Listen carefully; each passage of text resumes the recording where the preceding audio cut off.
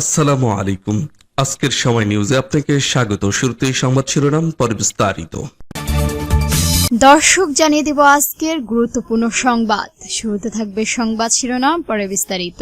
খামেনির শেষ শ্রদ্ধা নিবেদন অনুষ্ঠানে খাবার বিতরণ করছেন নাসিরউদ্দিন পাটোয়ারি। তারপর জানিয়ে দিব এনসিপির জনসভার হামলায় রাজনৈতিকরণের জন্য একটি কালো অধ্যায়, বলছেন ইশরাক হোসেন। এখন জানিয়ে দিব এনসিপির সমাবেশে ককটেল বিস্ফোরণের ঘটনার হামলা। এবং সর্বশেষ জানিয়ে দেব কার্যক্রম নিষিদ্ধ আওয়ামী লীগের সাবেক এমপিকে গ্রেফতার দেখানো হলো। দর্শক, এতক্ষণ শুনছিলেন সংবাদ শিরোনাম, এখন শুনবেন বিস্তারিত জানার আগে আপনি যদি আমাদের চ্যানেলে নতুন এসে থাকেন তাহলে অবশ্যই চ্যানেলটিকে সাবস্ক্রাইব করবেন। আর ভিডিওটি আপনি কোন জেলা থেকে দেখছেন এবং শুনছেন অবশ্যই কমেন্ট বক্সে লিখে যাবেন। এখন বিস্তারিত। খামেনির শেষ শ্রদ্ধা নিবেদন অনুষ্ঠানে খাবার বিতরণ করছেন নাসিরউদ্দিন পাটোয়ারি। ইরানের সর্বোচ্চ নেতা আয়াতুল্লাহ খামেনির জানাজার ও শেষ শ্রদ্ধা নিবেদনে অনুষ্ঠানে সাধারণ মানুষের মাধ্যমে খাবার বিতরণ করছেন জাতীয় নাগরিক পার্টি এনসিপি মুখপত্র সমন্বয়ক নাসির পাটোয়ারি। মঙ্গলবার 7 জুলাই সামাজিক যোগাযোগ মাধ্যমে ছড়িয়ে পড়ার একটি ভিডিওতে দৃশ্য দেখা যায়। এতে দেখা যায় ইরানের পত্রিকা শহরে কোমের একটি সড়কে বড় একটি বাকেট নিয়ে দাঁড়িয়ে আছেন নাসিরউদ্দিন পাটোয়ারি। বাকেটটিতে ছোট ছোট প্যাকেট বেশ কিছু খাবার ছিল। সেটি জানাজার অংশগ্রহণকারীরা নারী, পুরুষ ও শিশুদের মাঝে নিজ হাতে বিতরণ করেছিলেন তিনি। এই সময় উপস্থিতি সাধারণ মানুষ তাকে ঘিরে ধরে খাবার গ্রহণ করেন। তবে প্যাকেটে কি ধরনের খাবার ছিল তা নিশ্চিত হওয়া যায়নি। জানা যায় খামেনির মরদেহ আজ পত্রিকা শহর কোমে পৌঁছেছেন। টানা 3য় দিনের মতো শেষ শ্রদ্ধা জানাতে রাস্তায় নেমেছেন বিপুল সংখ্যক মানুষ। আজ কোমে আরেকটি জানাজার অনুষ্ঠান হওয়ার পর আগামীকাল মরদেহ ইরাক নসফে ইমাম আলী রাদিয়াল্লাহু এর মাজার এবং কারবালার ময়দান এবং ইমাম হুসাইন রাদিয়াল্লাহু ও হযরত আব্বাসের মাজারে নেওয়া হবে। বৃহস্পতিবার উত্তর পূর্ব অঞ্চলের শহর মাশহাদে তাকে দাফন করাও হবে।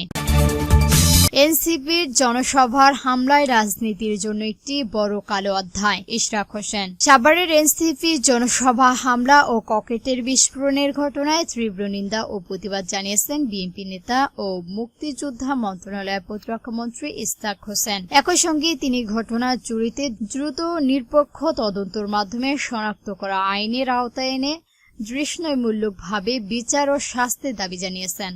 মঙ্গলবার 7 জুলাই রাত 3:30টার পর ফেসবুকের পোস্টের মাধ্যমে তিনি এসব কথা বলেন। এনসিপির জনসভার হামলার বিষয়ে ইশরাক হোসেন লিখেছেন, এ ধরনের হামলার ঘটনায় আমাদের রাজনৈতিকের জন্য এটি একটি কালো অধ্যায়। এ ধরনের সহিংসতা রাজনীতিকর ধ্বংস করে দিতে পারে, আর রাজনীতি ধ্বংস হলে দেশ ও জাতির চরম সংকটের মুখে পড়বে, যা শেষ পর্যন্ত স্বাধীন বাংলাদেশের অস্থায়িত্বতার বিপন্ন করতে পারে। তিনি আরো জানিয়েছেন, এটা কোনো রাজনৈতিক কার্যক্রম হতে পারে না। যারা ফ্যাসিস্ট, যারা খুনি, যারা বাংলাদেশের স্বাধীনতাকে বিক্রি করেও ক্ষমতায় থেকেছে এবং যারা জনগণের সমর্থ পরিবর্তনে বিদেশি প্রভুদের দয়ার রাজনীতি করেছেন, আমি মনে করি এই ঘটনা কেবল তারাই লাভবান হবে। এনসিপির সমাবেশে ককটেল বিস্ফোরণের ঘটনায় মামলা। সাভারের জাতীয় নাগরিক পার্টি এনসিপির জুলাই পথযাত্রা পরবর্তী সমাবেশ হাতবোমা ককটেল বিস্ফোরণের ঘটনায় মামলা দায়ের করা হয়েছে। এই ঘটনার তদন্তে 3 সদস্য বিশিষ্ট একটি কমিটি গঠন করা হয়েছে। সোমবার 6 জুলাই রাতে এনসিপির ঢাকা উত্তরের সদস্য সচিব সালামত উল্লাহ নুরি বাদী হয়ে অজ্ঞাতনামা আসামিদের বিরুদ্ধে মামলাটি দায়ের করেন। মামলায় বাদী জানান, সোমবার রাতে 10:30টার দিকে সাভারের তারামপুর ঈদগাহ মাঠে সমাবেশ চলাকালে ককটেল বিস্ফোরণের ঘটনা ঘটায় দুর্বৃত্তরা। এতে দলে 6 নেতাকর্মী আহত হন। মামলাটির বিষয়ে নিশ্চিত করেছেন সাভার মডেল থানার ওসি তদন্ত নূর মোহাম্মদ। তিনি বলেন, আসামিদের গ্রেফতারের অভিযান চলছে, তবে এখন পর্যন্ত কাউকে গ্রেফতার করা হয়নি। বিস্ফোরণের সময় মঞ্চে এনসিপির আহ্বায়ক ও জাতীয় সংসদ বিরোধী দলের উপনেতা নাহিদ ইসলাম, সদস্য সচিব ও সংসদ সদস্য আক্তার হোসেন এবং উত্তর অঞ্চলের মুখ্য সমন্বয়ক সারজিদ আলম উপস্থিত ছিলেন। এই সময় ঢাকা জেলা এনসিপির আহ্বান ইঞ্জিনিয়ার লাবিব তাহসিন বক্তব্য দিয়েছিলেন। এটি একটি পরিকল্পিত হামলা দাবি করে সংগঠনীয় কেন্দ্রীয় কমিটির সদস্য ইয়াসিন আরাফাত যুগান্তরকে বলেন, হামলার কিছুক্ষণ আগে সমাবেশস্থলে বিদ্যুৎ বন্ধ করে দেওয়া হয়েছিল। এরপর হঠাৎ করে বেশ কয়েকটি হাত বোমা বিস্ফোরণের ঘটনা হয়। এটি একটি পরিকল্পিত হামলা।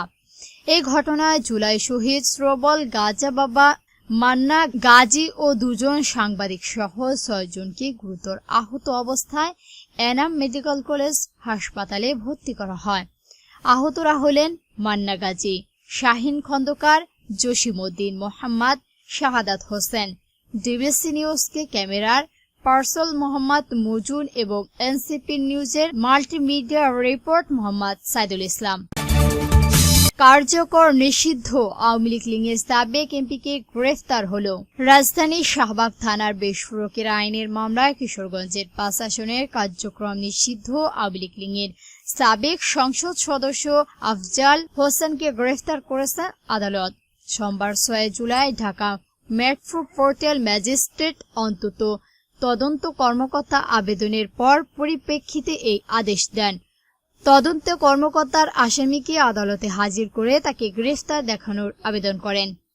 তদন্ত কর্মকর্তা আদালতে দেওয়ার আবেদনের উল্লেখ করেন, প্রাথমিক তদন্ত ও মামলার আসামি আফজাল হোসেনের ঘটনার সঙ্গে জড়িত থাকা তাই আধুনিক প্রমাণ পাওয়া গেছে, তাই সুষ্ঠু তদন্তের সাথে তাকে গ্রেফতার দেখানো প্রয়োজন। মামলার অভিযোগে বলা হয়েছে 2023 সালে 4 এপ্রিল রাজধানীর বঙ্গবাজার মার্কেটে অগ্নিকাণ্ডের ঘটনায় প্রায় 500 কোটি টাকা ক্ষয়ক্ষতি হয়।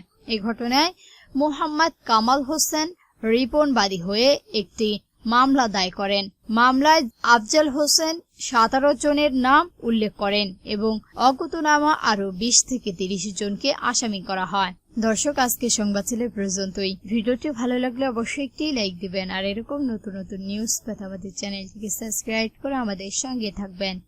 ভিডিওটি সম্পূর্ণ দেখার জন্য ধন্যবাদ।